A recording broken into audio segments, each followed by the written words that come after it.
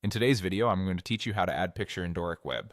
We'll walk through signing in, opening your site, and placing and customizing an image so it looks great on your page. Start by opening your browser and heading to the Dorik login page.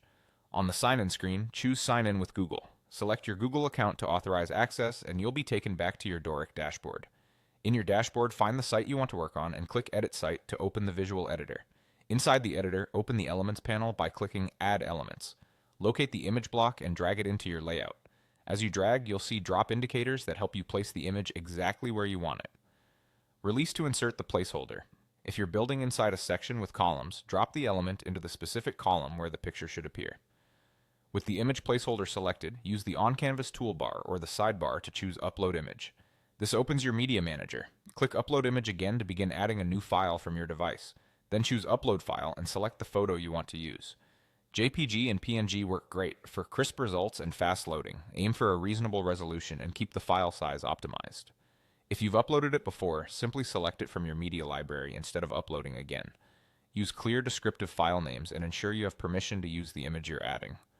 After the upload finishes, the image will appear on the canvas. Now fine-tune it using the settings on the right side panel. Here you can set width or max width, control spacing with margins and padding, adjust alignment, add rounded corners or a subtle shadow, and even link the image to another page or URL. Don't forget accessibility. Add descriptive alt text so screen readers and search engines understand the image.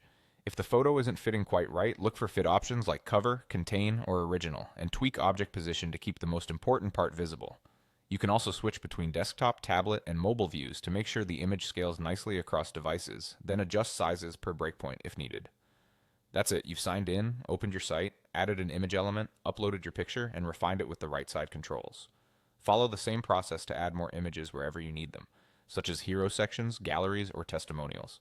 Thanks for watching and enjoy building with Dorik.